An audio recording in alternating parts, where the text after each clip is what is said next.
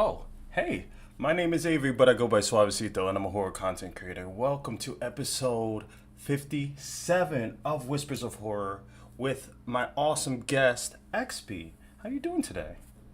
Yo, what's going on, bro? Thank you for having me on, Suavecito. Of course, of Doing course. I'm good. happy we were able to do this and taking time out of your day to be a part of the Whispers of Horror podcast. I think it's lovely that you're doing this. I really appreciate you. Yeah, no problem, man. Thanks for having me on. So I just want to start off the bat. Like, how did you come up with the name XP? I started off as a Call of Duty creator, Okay. and every time you would, get a kill, the XP would literally pop up on the screen. And so I was like, you know Oh. what would be a cool way of pronouncing XP without, taking X and P? And so I just spelled it out, and then it stuck. I'm like, it's short, sweet, to the point, and that's where it stuck. Oh, I didn't, I was just trying to figure it out for the longest time. I'm just like, that's so Yeah, dope. nothing special about it. I think that's pretty cool. So you said you started with Call of Duty content. When did you actually start making content, and what made you like? Did you just like wake up one day and just like, F it, I just wanna start streaming like games and stuff? Like, did you start with games or did you start with other things? No, so when I was about 15 or 16, I remember begging my mom for a MacBook, Mm-hmm. and that was so I could start editing videos. I had followed, other creators in FaZe and Team Caliber and did a lot of the Call of Duty content back then. So I started doing my own clips under the alias Hoax Zero Mm-hmm. and just had fun with that, did a lot of trolling content. Then I joined the Marine Corps and started getting a little bit more into the creative and digital art aspect of things. Nice. So I think it was around then I got partnered with Payday GG, who was a big organization at the time, and I was doing their digital content as well as their video editing, as well as doing my own organization at the time. We had a pretty big organization that I built up that we would send to LAN events and sponsor, and so I was always with the Call of Duty era. It wasn't until I think five, no, it was yeah, no, it was Five Nights at Freddy's, I think. I was just playing Call Mm. of Duty and someone's like, "Hey, you ever play Five Nights at Freddy's?" I'm like, "No." I was never into horror. Never liked scary movies. I still don't like scary movies. I still don't even like horror games, to be honest with you. Okay. I they they respect it. they get my heart going. But the community's great. The people are great. There's a lot of support. There's a lot of other games to play. I think that's what I fell in love with, was realizing that there are more games than just Call of Duty, Yeah. and I fell in love with the storytelling, especially in Little Nightmares. That was the one of the first games, also alongside Five Nights at Freddy's, that kind of got me hooked. I'm Mm-hmm. like, dude, the storytelling and the metaphors that are used. So I just fell in love with that aspect of horror, and then just slowly, progressively, just getting fed more games to play, kind of put me where I am today. Yeah, I think that's awesome. It's funny how you said like you don't even like horror games and they like get your heart racing. I won't lie to you. Like I only go live if I'm playing horror. Like I only play horror games when I go live. I can't do it. I don't touch them. I have a blanket that I stream with and like it's just my thing. Like There I tell people I'm you go. naturally truly afraid of playing Mhm. these games, and the only way I can do it is if I am if I am live, and just because like it gives Right. you that comfortability, just knowing that there's other people with you. So I totally respect it. So let me ask you. So you started with Five Nights at Freddy's, and you just were hooked on it. Like, what's the reason why you stay with horror games and you like making horror content? So, I mean, I played Five Nights at Freddy's, and I think at first I didn't like it because I didn't like all the jump scares. Mm-hmm. And then someone's like, "No, you gotta go back and like learn the lore and figure out the lore." I'm like, "What the heck does lore mean? Like, what is this? What are y'all talking about?" Yeah. And so I went back and started playing a lot of them, and then at the time, that's when things were just blowing up with the game itself. So there was an aspect to it. It's like, hey, this is trendy. I'm gonna keep playing it. But at the same time, I was falling in love with like storytelling and the fact that all of these games have a huge community behind it. And it's like, I kind of want to be involved in this.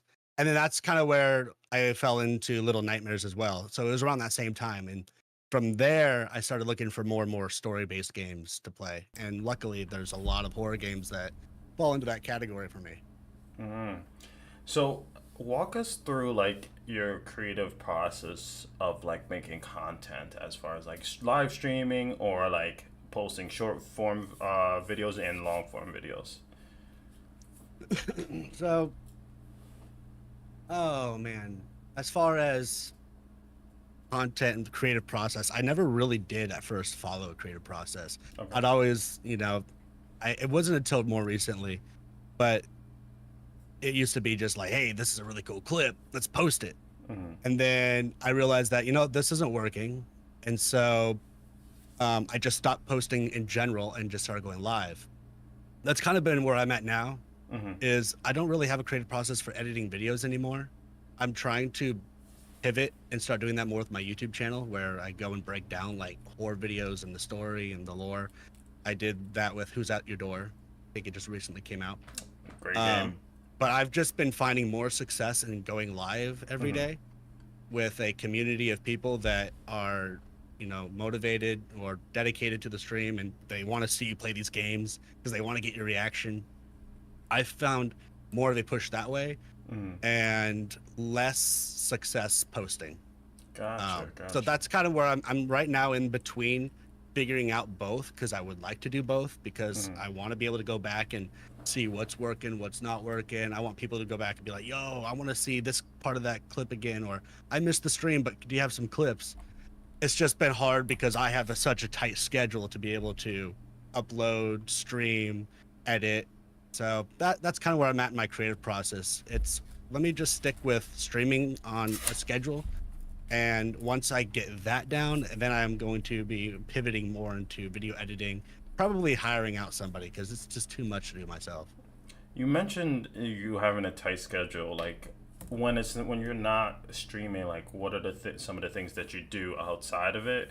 It could be hobbies or like work related things. Like what is when you are not at your computer streaming? What is some of the things that you do outside of it? So most of the time, at least recently, we've been doing a lot of traveling. That's something that my wife and I've Nice. really decided this year we're going to travel, because we spent the last 2 years tackling debt, getting our finances in order. We have two baby girls. We have another one on the way. Nice. Nice. And Congrats. so, I stream. I try to do about 4 hours. If the wife allows me, I'll go more, but usually it's 4 hour mark. I'll get off. I'll go hang out with the family. I'll go on a walk. Been going to the gym more recently now. My work schedule is 22 to 08, so that's 10 o'clock at night to 8 o'clock in the morning. I work Mm. Thursday, Friday, Saturday. Sunday morning, sometimes I'll get up on a live stream. Those are my days off. I don't really stream to those days, so sometimes they'll just like, hey, let's just be a little spontaneous and go live today. Um, but no, I'll get up usually between 6 in the morning, get myself ready, go on a walk, get ready for the stream by around 8 to 9, usually varies. And then after the stream, it's just me with the family. I have a garden, I got chickens, I take care of them. I spend most of the time Nice. conversating with people in my Discord channel. We watch movie nights throughout the week. Yeah. We hang out together. I've really been trying to, grow this. So it's like, well, if I want a community, what do I want it for? And it's, for me, I want to meet new people. I enjoy the people that are currently supporting me and getting to know them. So that's kind of what my day's been filled with. I think that's cool. You mentioned a lot of things that you do outside of it. How do you find a balance between like finding time for streaming versus like your family and finding time with your kids and everything? Like, do you find like there's a good balance, or do you think that's something that you potentially might struggle with and trying to find the best way to fulfill both of them? I definitely struggle with a balance. My community can say that for sure. I try to go live consistently at the same time, but man, so much in life just stops you from being able to do that. But my community is very understanding. I am working with it. I've been talking with the wife, like, hey, what are some things that we could do so that I could get this done and you could get this done? Hmm. And she's been a huge supporter in helping me, go live at the times I need to. She's really understanding. She's super encouraging. Awesome wife. I got awesome friends too. People keep me accountable. Hey, where have you been? Where are you at? What's going on? So right now I'm still finding the balance. I'm not quite there yet. Scheduling, getting my life in order, minimalizing my lifestyle a little bit more. That way I could put more energy and focus into other things. I Hmm. have really bad ADHD, and so I have to have a structure. I feel you on And that. right now I'm figuring that out. So I'm still in the discovery phase. The brainstorming phase of Still like, brainstorming, yeah, still I feel you. organizing.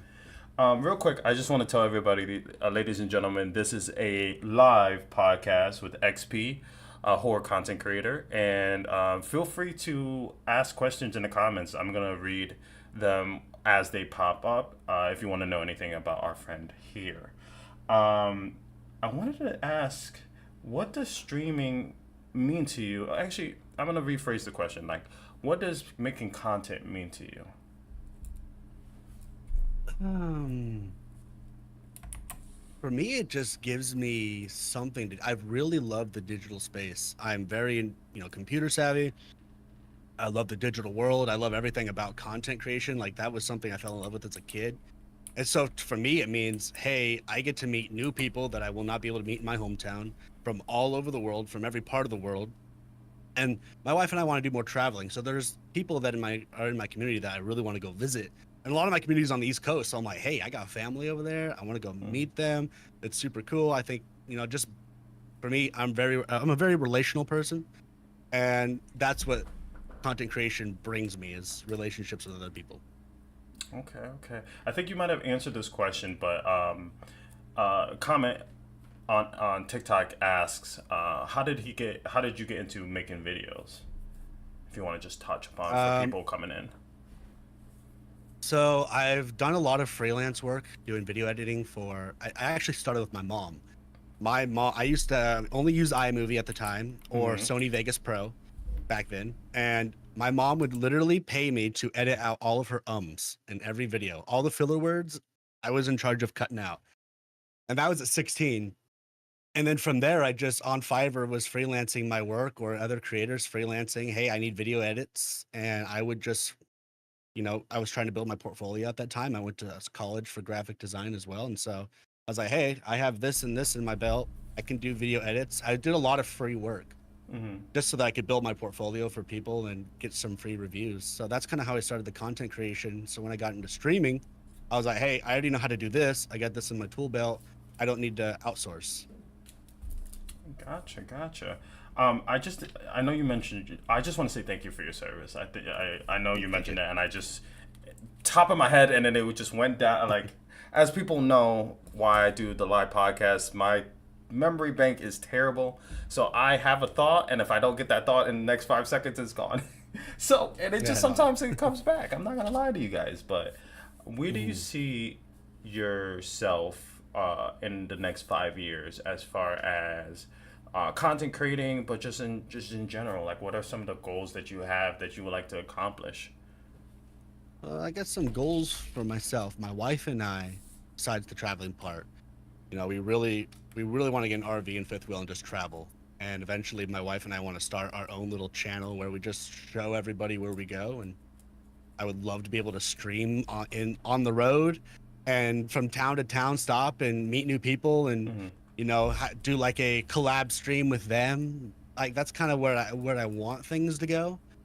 Um, it's cool because things are finally just starting to take off. So it's so much is happening at one time that my goals and my plans are changing almost every day, or Hmm. or just shaping themselves a little bit differently. Gotcha, gotcha. Another comment on TikTok says, "How do you feel about your moderator Kay bullying you on stream?" Kay is awesome. Yeah, she's like the stream drill instructor. Hey, She definitely keeps us on our toes around here. She don't take no BS. another question from Kay is, how does he feel going from maxing at maybe 30 views to going to 100 viewers on multiple streams and surpassing a lot of Uh, milestones as of recent months? How does that upcoming success make you feel? I try to stay humble. I kind of try to ignore it. Okay. One because I know how TikTok works. Some days you get a really good turnout, and then other days it gets a really low turnout. Yeah. And then trying to keep a positive attitude about it and realize that, some people just don't want to see certain things and some people do. And And then I think that's where I tie in the I'm here for the people that are already in my community. I'm not here for people that aren't here yet. Yeah. And so that's kind of where I'm trying to keep my focus. Of course I want to stay on some trending games, and if there's a trending game, I'll go to that. But I do have a Discord where people recommend games and we go through that. So I'm trying to balance that part out where how can I maintain the viewership by sticking with trends, but at the same time filling the needs of or the wants and desires of everyone else in the community Mm-hmm. and playing the games that they want. So we have like a voting system, so people vote on what I play Nice. next. And for Nice. the most part, it's like, hey, I have a pretty good idea that if a majority of the people in my Discord want a certain game, then the odds are that game is pretty trendy. And so far, my Discord has not failed me, or my And community. I'm sorry. when the masses agree upon one thing, they're most likely right. I'm not gonna Yeah, lie to yeah. you. So this is the crazy. This is the number one question when it comes to streaming on TikTok.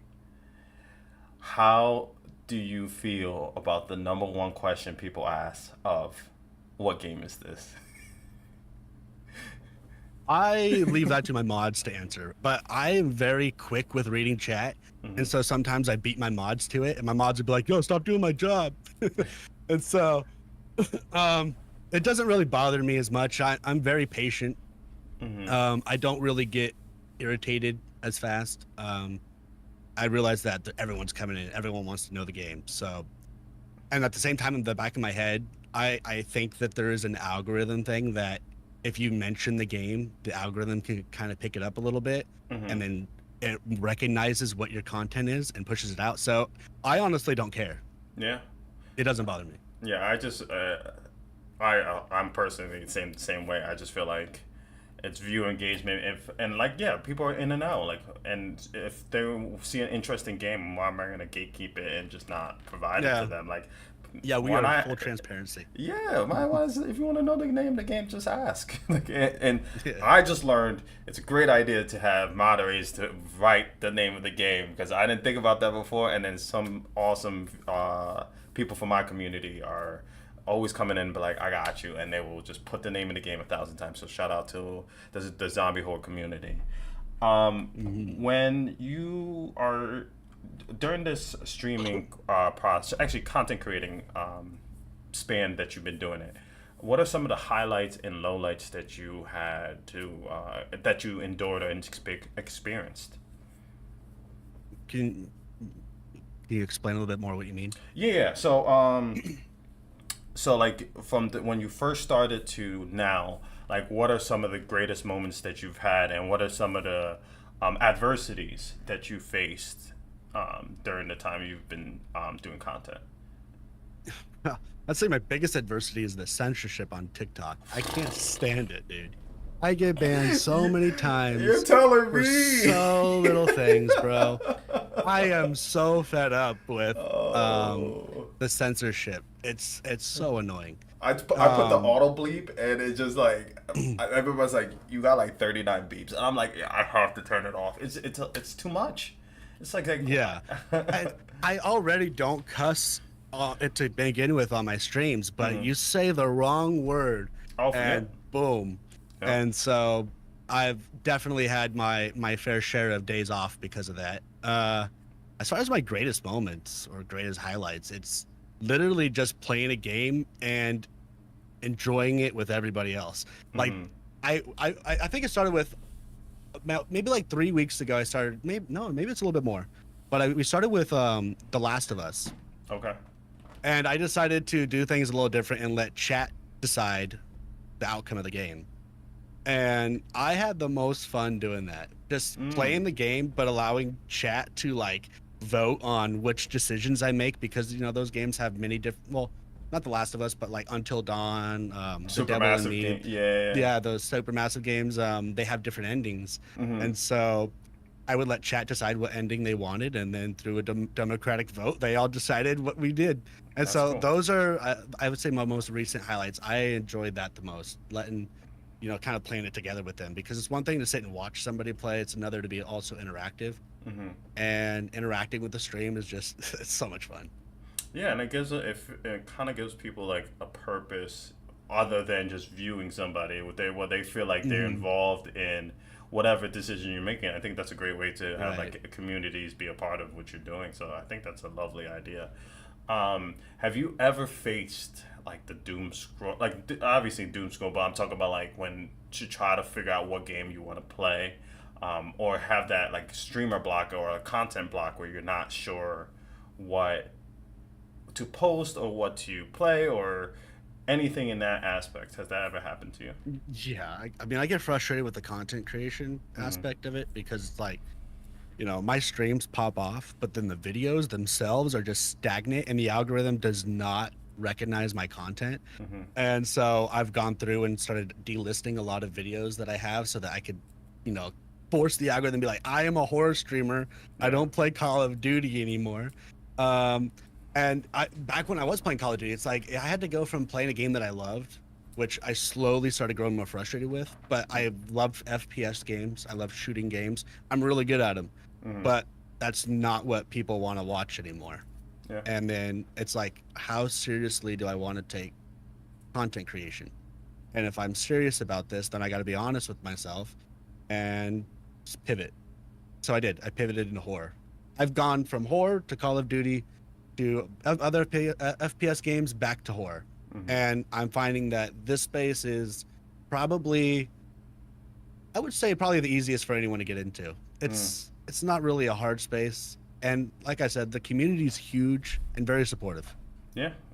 It's kind of funny. You find the nicest, kindest people in such a crazy niche with terrible, disgusting, vile things that we show on the screens. But being a horror streamer and a content creator is tough. And I say this as you are.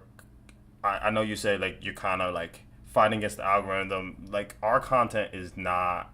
It's kind of frowned upon on multiple platforms just because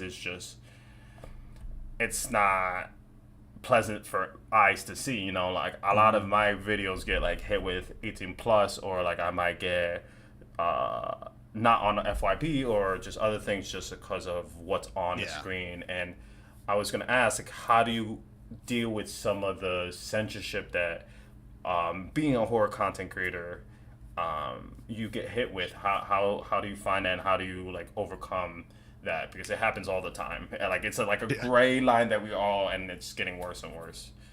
Every time I get hit with some, I immediately appeal it.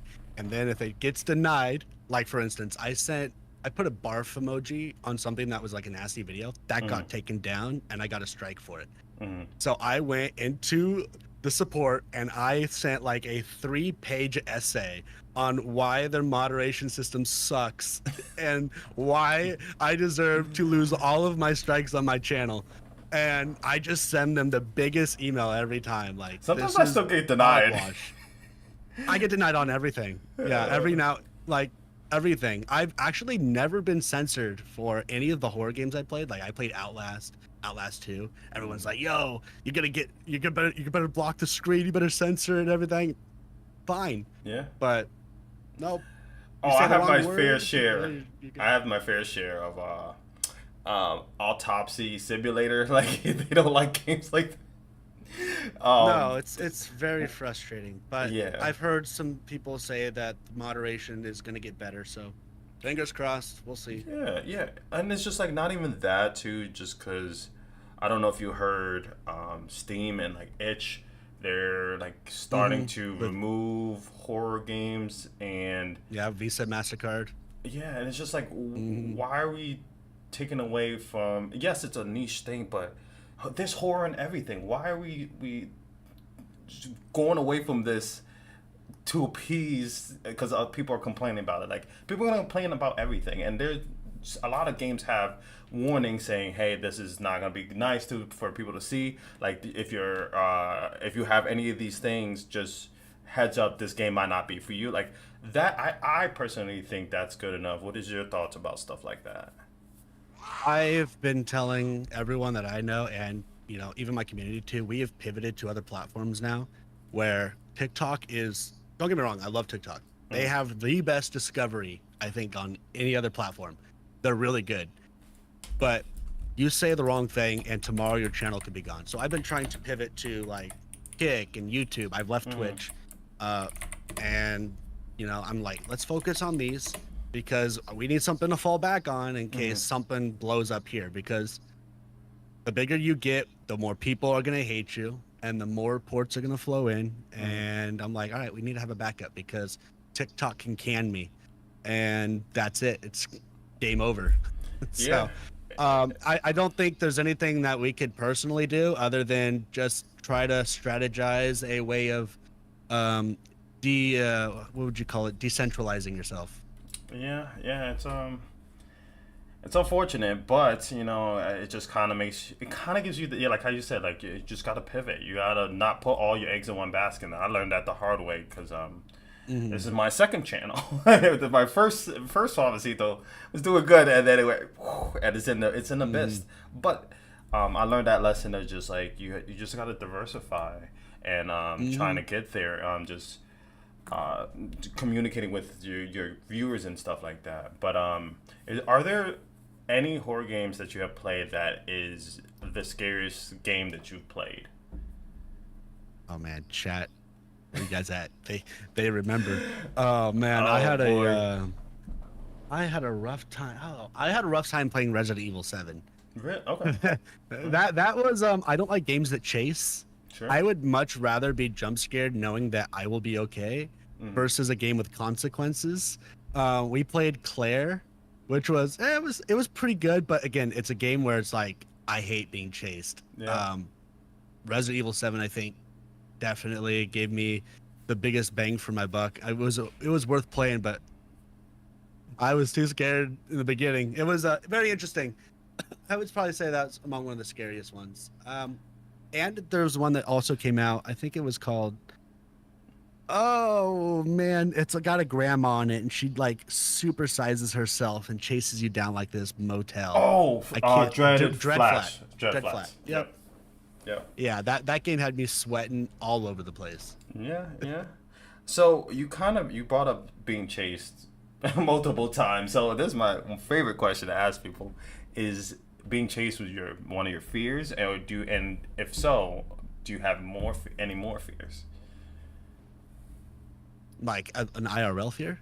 Yeah, like real life fear. No, no, I'm not afraid of being chased. Okay, just in In games. game, Yeah. in games because I the horror games are pretty new to me, and so Mm, I'm like, it takes me a few deaths to figure out what I got to do, but I don't want to spend any more time playing the game than I have to. So I know that if I die, now I just have an extra 10 minutes added on to what I'm already playing. So I don't know. gotcha. It's maybe like a psychological thing. But do you It have just, any in real life fears? You could say I'm none. sure Which I do. yeah. I'm sure I do. I mean, I would say you probably have more anxiety about things. Like I got a Okay. family, like, and I live down by the border, so it's pretty crazy down here. Yeah. So I would say I have more fears of things that happen to my family, but as far as me being afraid of anything, no. Okay. I respect that. Well, I'm not gonna lie to you. I have fears. I have no problem telling people. I do not like to be in the open ocean. I do not. That's one of my biggest fears. Okay, Just the I will say thalassophobia. that. Like, Yeah, I am also afraid of heights. Okay, okay, okay. So, see, the truth comes out. Welcome to Whispers of Horror, where we bring out your biggest fears. Nah, yeah. I don't know. I just don't like not knowing what's under me, and I don't know what's scarier Mhm. to be in the middle of the ocean at night and not knowing where you are. And I'm second biggest fear is I hate to be alone. I don't like Yep. the aloneness. So yeah, we're bringing it all out. Whew. Yeah, I will not touch Subnautica, bro. I got. Listen, if you really want to touch on that field with the ocean, I got some bangers for you. No, No. Death of the Water Okay. too. It's crazy because I'll swim in the ocean, but if I can't see the bottom, that's as far as I go. Yeah, yeah. Listen, all right, we're gonna change it because your boy's sweating. I like asking this one too. When it comes to the word horror, when you hear the word horror, like what is your own definition of the word, and what does it like mean to you without using anybody else's influence? Like, what is your own description of the word horror? I guess for me, I had a paranormal experience as a kid, Okay. And one that maybe really, so like I had the covers ripped off of me. I've been home alone. I remember there was like this one night, and I don't know if it was like a dream or what was it, but I had like my own room at the time. Uh-huh. I'm the oldest sibling, so I had my own room, and we had these blinds that we would leave, open at night. Mm-hmm. And I don't know what was going on, but like I would see faces in the trees, and then like, all right, my parents, I have they did not beat me. I'm good, but like I had an experience where it sounded like my dad was in the closet screaming at me, and like the whole room was shaking, and that was I remember that very vividly. I remember both parents coming in and praying with me, and I, I would so when I think of horror, that's the first thing that always comes back into my mind is like that experience. Okay, It's crazy. if you don't mind, can I Yeah. add a little more questions about that? So when that experience that you went through, like, what were what were your feelings? Like, what were you feeling in those moments? Like during I like the was probably trees. I was probably scared, I would say. I believe in the demonic. I think it was probably demonic. I think at that time I had just committed my life to Christ, Mm-hmm. and there were some things that started to happen. And for me, it's like, I mean, I was only like maybe 12, 13. So I Yeah. was still relatively very young. But I would say I was very terrified. But once my parents sat down and talked to me about it, I'd probably equivalent it more to it was maybe a demonic experience. I don't Sure. know. I Okay. can't say for sure. I don't remember if it was a dream, but it felt so real. Almost like have you ever had sleep paralysis?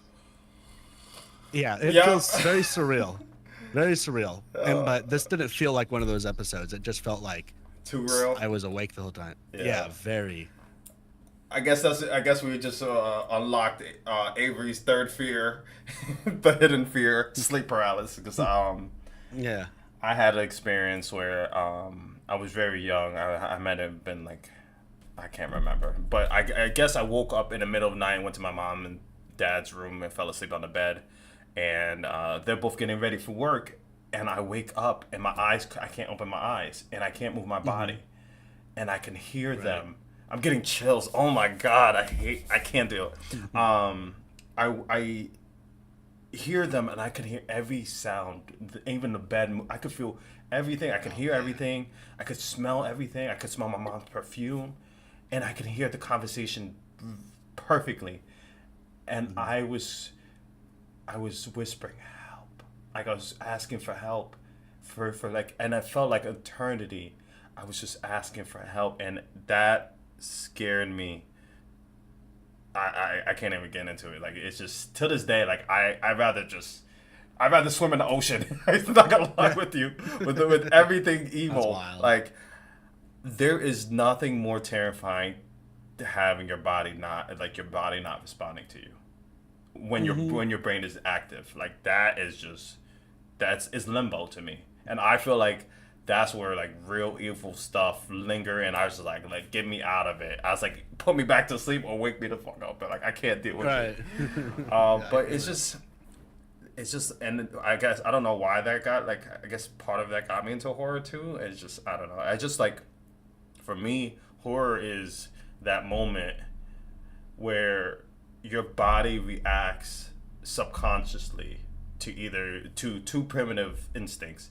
Either you're gonna fight for your life or you're gonna flee or flight to run away to survive the next day. And like when your Hmm. eyes dilate or goosebumps are over your body or the back of your head, the hair, like the little hairs stand up, or your eyes dilate, Hmm. or it's just like, or your heart rate, like that's what I love about it. And I think Resident Evil 7 is the perfect game that does that because and like a sense of like hopelessness because like you get to defend yourself in the game, but you figure out that it's pretty useless when Yeah. even with a weapon to defend yourself.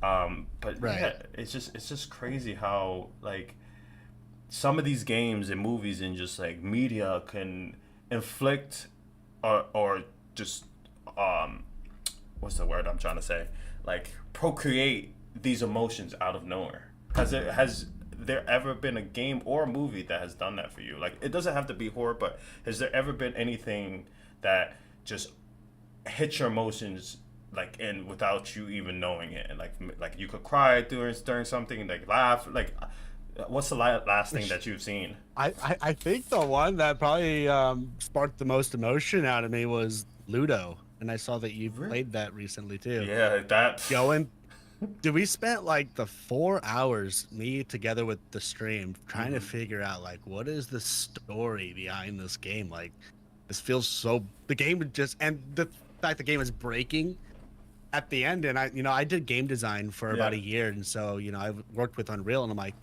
I think the game's like not supposed to be fully released yet because it seems like there's some broken parts to it. And then Mhm. realizing that no, that is actually part of the story, and you're involved with the character that is suffering major anxiety and trauma and suicide. Mhm. And I was like, dang, that hit hard. I would say that was probably the one game that did almost draw a tear on stream. It was crazy. That part where um it said no, that isn't right, and the game turned off. I was like, Mhm. Yeah. did my game crash? Yeah. And I was like, hold on, I had to go back to my settings and check. That one, Well, no, that dude, game. I am the worst at those games, and for a while I was walking through the void in that game for like 10 minutes until people are like, "Hey, you're supposed to exit and then hit continue again." I'm like, I don't know. That's wild. Is there anything that you're looking forward to playing, down the road for the rest of this year or the beginning of next year? "Yeah, we are excited for Little Nightmares 3 and Reanimal. Those are the Mm. two that as soon as they launch, I'm dedicating a day. I'll have to take off work. I don't care. I I'm I playing those games." I actually did an interview with Reanimal, the developers of Reanimal, and Oh, did they're you? yeah for the Horror Game Awards, and some of the things they said makes me very excited about that. Like I think I I'm love gonna take Tarsier. I'm gonna say a hot take because the people who make uh, Reanimal left Yeah, Little Tarsier Nightmares. Studios. Yes, yes. That Reanimal is gonna be better than Little Nightmares 3.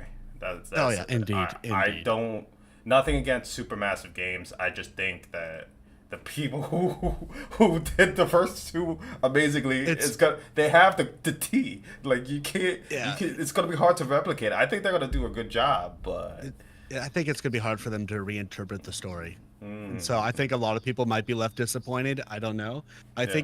I just love the little people, big monster uh type, puzzle platformer. Yeah. You Um, have you tried but we'll Inside? see. No. Try Inside. If you like those that aspect, and there's another game like it. I can't. I'll when it comes to me, I'll DM you. But it's like if I remember correctly, it's like a black and white with like you're small into this big world and everything could take you out. Like when you're Oh, playing. I've seen trailers to that. Yeah, Yeah, yeah. it might not be called Inside. It might be something else. But it's same concept. It's just like you're a small person in this big evil world. It's just Hmm. I do like games like that. Is there anything else that you have on your docket?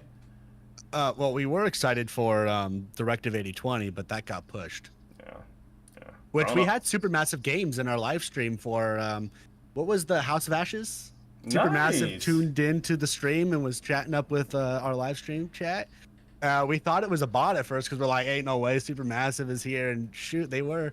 And so they're like, hey, you ready for our game October 2nd? And I'm like, heck yeah, we are. And then my community hit me with it got pushed. I'm like, dang it.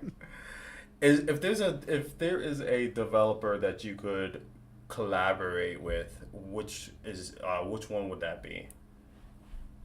Developer Yeah, or yeah, developer. or like a studio? I don't know many very good I guess developers. we'll go with studio. Studio's a I little would I would easier. definitely collaborate with Tarsier Studio. Okay, I don't know very many studios, but I did a whole school report on Tarsier Studios' Little Nightmares game, that's and cool. I just think that they have such great storytelling with the ability to create a game that has such good lore to it without saying a single word or reading a single piece of paper. I think is incredible. Like Hmm. the thought process behind that. I would love to sit down and talk to him. Yeah, yeah. Let me see if I gotta do. I might be able to get that going. I That would be might be. awesome. Let me do some behind the scenes. Um, if you could pick one horror game that best describes your personality, which one would that be? It would be Little Nightmares. Yeah. I knew. I had a feeling I knew it. Yeah, What- it's that one. I Got just think that there's something that's so cool about being very little. uh no, it's well little, yeah, but almost being like underestimated. Mm, okay. I think the characters kind of come off as like underestimated, and I think that the just the I don't know the metaphors on life, and you can come up with any story that you want with that game, and it could still be correct. But I don't know. I think I would identify with that game. It's very atmospheric. Hmm. Since switching to horror, do you have like a new appreciation for it, or you like still Oh feel? yeah. Okay, okay, that's Yeah, cool. well, my brother-in-law is the one that told me to play that game, and I always looked at him like, "Nah, dude, this game is not me. I don't like these type of games. I don't like the whole 2D, 3D-ish look, Okay. platform style. Like, it's not me." Until I played it, and I'm like, "Holy crap, Yeah, this game is freaking awesome!" And that's pretty that's cool. what drove my love. And then that's when, so I can't remember whether I played Five Nights at Freddy's first or Little Nightmares first, but one Oh, followed the other. And yeah. then that's when I started looking for more games. I spent like a whole week and a half just researching games similar to Little Nightmares, Mm-hmm. just because it had such an impact on me. Somebody said in quarantine zone. You enjoyed that? Is that Ashley that's asking, or Kay? Okay, okay. I haven't played that one yet. Well, you have. That one's fun. She's been asking me to play it. You She's been should. asking me to Yeah, play yeah. I listen. If you need a whole recommendation, I'm it. not gonna say I'm the aficionado, but like my library is kind of massive for just like I don't know. Maybe I'm addicted to horror games or something. You Mm, I wanted to ask this question like maybe 20 minutes ago because like I remember you bringing up you had kids. What is something that you would want? So like obviously your content is gonna be on the internet forever, but like what is something that you want your kids to learn from watching what you do? Or what kind of lesson that do you they want to teach? Well, I'm trying to teach my kids to be more confident, more independent, you Mm-hmm. know, not reliant on me. I Mm-hmm. also want them to know that I love them and that, daddy being here at the computer, yeah, of course I would love this to be able to take over my income. I don't have that in the back of my mind at all Mm-hmm. because it's like, it's not a realistic plan. We'll see. Things happen, but that she could do anything she wants. That she could be confident and talk to people. She doesn't have to be shy. So, she's always in here. She'll be like, "Daddy, are you playing a scary game?" I'll be like, "Yes," and then she'll have to leave because I don't want her having nightmares. Yeah. But she loves gaming. She plays Mario. She Yeah. plays all that. So she's already starting to pick up on it. And maybe Yeah. one day she'll be sitting here doing her interviews, talking to people, having a live stream. It's a scary world, so part of me is afraid of that. Mm-hmm. Maybe she has an alias and goes hides her identity. I don't know, but basically, like, I want to communicate that she could do whatever she wants. Yeah. There's no limit to what you can do, especially online. Yeah. So wait, you don't want her to have a little nightmare? You see what I did there? I was wait. I, Yeah, right. I was holding. Listen, terrible, terrible, terrible, terrible. So if you could go back to when you say you like where you are now, if you can go back to the beginning and you saw your previous self when you first started making content, what is the best advice that you would give yourself? And it could literally be anything. What's the best advice? Call of Duty away, but playing these games. Focus on this niche down as hard and most specific as you can, and then grow from here. I've been doing this for almost 6 years, and it's just now starting to take off, only because I was a knucklehead and chose to stay in a huge oversaturated niche. Mm-hmm. The cool thing about horror games is, as big as the niche is, there are so many individual games that so many people enjoy. So it's easy to like pick and, grab different audiences from the algorithm. Mm-hmm. Uh, and I would say, hey, let's focus on creating content on YouTube and creating videos on TikTok to promote your stream. Yeah. So now that I have this in my head, I'm slowly starting to roll that out, but it's taken some time. I would also tell myself, quit caring so much about what your friends think and do what you want.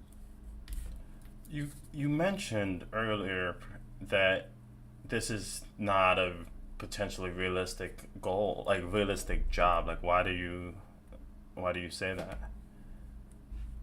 Well, I think I've always dealt with like maybe like self-confidence issues, Okay. and so I've never been able to see myself there. Um, because it's like, the, everyone's told you growing up that's not realistic. That's you need to get a job, you need to do something, um, and so I've been doing a lot of like mindset reshifting, where I'm shifting my mindset Yeah. and changing my mindset and realize, you know what, these people were wrong. They don't know what they're talking about. They're not there. They've never done it. And so I say it's not realistic. I don't, maybe that's the wrong choice because anything can be achieved Yeah. it with the right desire and hard work. But I don't want to jinx it. No, So no, no. I guess that's kind of where the wording or verbiage came through. It's like, yeah, I don't want to jinx it, but at the same No, I time, get like, that. I'm not here to stream for the money. I much prefer to build my community of people because I find more value in people Mm-hmm. and providing value for other people. And so I've just totally changed my mindset from when I first started. It's like, I want to start YouTube because I want this to be my job. And with this job, I'll become a millionaire and I'll pay for all this. Yeah. And so I'm like, no, that's the wrong mindset to have. Let's shift away. That never ends well. I get that. Well, I'm gonna tell you this. I believe in you. I believe that you can accomplish anything you put your mind to, and honestly, screw everybody else who doubts you. Because at the end of the day, like your own thoughts is only the thoughts that matter at the end of the day. Hmm. So I believe in you. I think if you want this to be your career, the only person stopping you is yourself. So Right. I'm a supporter. I peeped in your content. That's how I found you, and I think you're doing a good job. Like you're killing it, and yeah, Thank you. and I'm honored that you said yes to being on Whispers. I think that's an awesome Oh thing, yeah. man. Well, Like and I I always couldn't do get it without shy. my supportive wife. shout Yeah. out to No. I. shout out I. to the wives, man. Yeah. The my wife is my biggest support. If she had, if she was not into this and what I do, I would not be doing it. And so the fact that she's into this and she wants to play some games, I'm trying to get her to come on camera. She's very camera shy. I only got But my wife on once, and it was during my yeah, I 24 try, hour man. stream. It's so hard, but I feel like if she did, like, it's just so hard. You want them to be a part of what we do, and it's just like Hmm. you gotta give and take. Shout out to my wife who holds down a Yeah. lot of No, the they're things, and I couldn't do it without her. So right. No, they're awesome. And I honestly, I've gotten a lot better at reading chat, communicating with people, and quit being so shy. And mhm. that's the biggest stumbling block with some people is like, how do you even like know what to talk about? It's like, dude, when you got a chat that communicates, it's easy. Yeah, I think the biggest help has been my mods. They come in, they give me conversations to talk about. hmm And just conversating with them, and it makes everything so much easier. I was just about to ask. That's literally so. During this conversation, kind of funny. I have to tell every stream I do or every pod I do, I always ask one question. I do my research for all of my guests, and I have a whole bunch of questions. I take the first question on that list, and I never ask anything from there. I always write down uh, just questions from the conversations because I feel like I don't want to be a robot. I want to have a Mm, authentic conversation with somebody, and uh, it just feels more real. Like this is live. You make mistakes, but it's authentic. Like Hmm. you're put in a spot and you're given the answer without, oh, let me really think about this. That kind of vibes. But Right. I was like, you kind of touched upon it because I was gonna ask, like, what does your community mean to you? How does having people support you in the things that you love mean to you? I think it means a lot more than they probably think it does because like I I don't want to say I walk on eggshells, but I have a very like dark sense of humor. I have a Hmm. very, you know, I was in the Marine Corps for 4 years. Like I was around some of the worst people from all backgrounds, Hmm. and so I'm a little bit like twisted in the mind. And so, I try to make sure, be sensitive to everybody, but at the same time, it's like, man, I have like all these people that are friends with me. How can I make sure that I maintain the relationship with all of them? Hmm. And so for me, it's just they're my family. That's how I feel. I look at them like I almost feel like I've grown up with all of them. With as little time as I've known all of them, like I feel like, hey, we're family. We can say whatever we want around each other. Hmm. And so the fact that they enjoy watching my streams is like, I guess, a huge it's flattering because I can't see myself watching me. And so it's like, dang, these people are like, there's probably other things that they would be doing out the day. And there's people that will stay in the stream for hours on end. I'm like, guys, I love you all, but go do something. I feel the same way. Like I was like, you guys literally could be doing anything else, and the fact that you guys are Hmm. spending time with me, I'm just a regular old Joe. Like I get off it, Yeah. and it's just like But that's it's the best I feeling. think they're excited too because they see you're growing and they want to grow with you. They want to be there for when you are big and be like, I was day one, Yeah, I'm yeah. here. This guy knows me. And that's what I'm trying to also keep in the back of my brain. It's like, hey, don't forget where you came from. Remember the people that helped get you there, and try to stay humble through it all. That's kind of where I want to take things. Just stay Yeah, humble, pretend like none of it's happening, but just enjoy the ride. yeah, for sure, for sure. I just had a thought. I think so. Like when Little Nightmares 3 comes out, it sounds like you need somebody to play co-op with. If you want. Listen. I'm just. Hey, I'm throwing it out there. I will be acquiring these games. Is Reanimal co-op too or no? Yeah, Reanimal will be co-op. I will be That's fine. probably playing that one with the wifey. Oh no! Listen, wifey always takes first precedence, and then so obviously, just kidding. Yeah, but I would be But totally down. yeah, yeah, we could definitely get it going and everything like that. I'm down. I have two more questions before because we're getting towards the end of the podcast. My first question is, if I were to, uh, if a random person would run into you and be like, "Oh shit, XP," like I watch your streams all the times. I'm a up and comer content, or I want to get into content creating. Like, what's the best advice you would be able to give me for somebody who's just starting off fresh? I'm helping a few right now Okay. grow, and I've been telling them to just copy what I'm doing.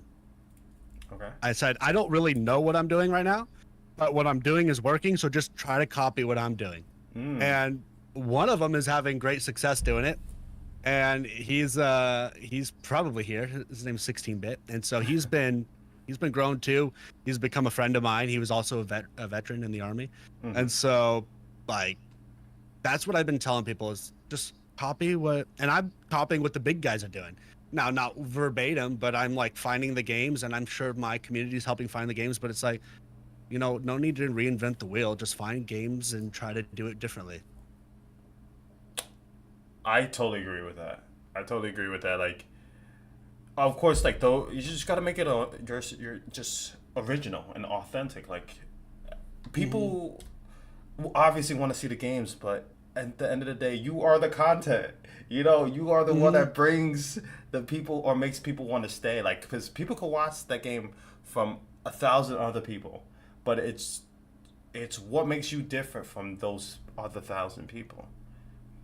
Right. I'm just saying. And at the same time, it's like, we do other things on the stream. Like I've started doing like cooking streams where I'll just cook and we'll all hang out. Mm-hmm. And it's like, hey, the people that are there for those, they're there for you. They're not really there for the game. They want to Mm. get to know you. Yeah. Yeah. They want to be friends with you. They don't care what it is you do. but they want to be. They're just, I don't know. Maybe it's like a parasocial thing. I don't know, but it's kind of cool because I feel the same way with other people I join. It's like, yeah, the guy recognized me. Hey, I'm friends with this person. So, Facts, facts. I think that's pretty cool. Nah, yeah, no, I totally agree. So my final question I have for you is there anything that you want to tell people who are listening now or in the future? Anything that up to mind? Like the floor is basically yours to wrap up the rest of the podcast. Can you rephrase that because you were cutting out a little bit? Oh, good. We're good. Say it again. Okay, I was. Yeah. I asked like, is there anything that you want to tell the people who are listening now and then our future listeners? Basically, the floor is yours. You can. Is there any final words that you want to say to the beautiful people that are listening? Well, to your community, thank you guys. Without your help getting Soavecito where he is, I wouldn't be here. So I appreciate you guys giving me this opportunity. I appreciate my community for being here. You guys are awesome. You've helped me get this far. You guys are the best, in my opinion. We have the best community in all the interwebs, is what I always tell them. And just keep being yourself. You don't need to change anything. And I'm excited with where we're at and where we're going, and let's just keep going. That's beautifully said. I'm gonna be copying whatever Expiee is doing moving forward. A little like tit for tat. 'Cause we're all going into this. So whatever you're on live, I'm just gonna. I got my pen and my notepad. I'll add one thing. It's very hard to come across other creators that are transparent. Everyone, like you said, likes to gatekeep. Mm-hmm. And there is that part of your mind that's like, hey, we want competition. I want to be better than this person, or I want to do this better. But at the same time, everyone's trying to grow. And so if you can put your pride aside and help somebody else out, I think helping other people, in my experience, has brought the most success. Yeah. When you're selfish, people can see it. But when you care about other people and you care about, where they go, it's like things just naturally go in your favor. Yeah, I can attest to that.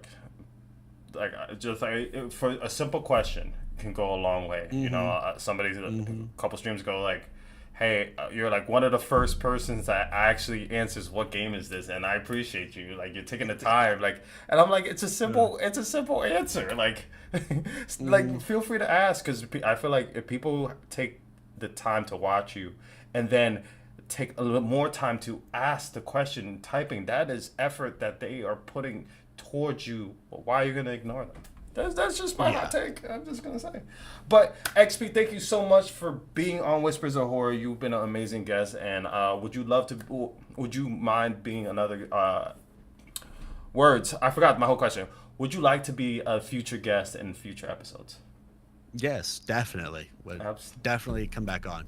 Awesome. Had a great time. Thank you. Of course. And that is it, ladies and gentlemen. This is episode 57 of Whispers of Horror. And I hope you guys enjoy. And remember, even a whisper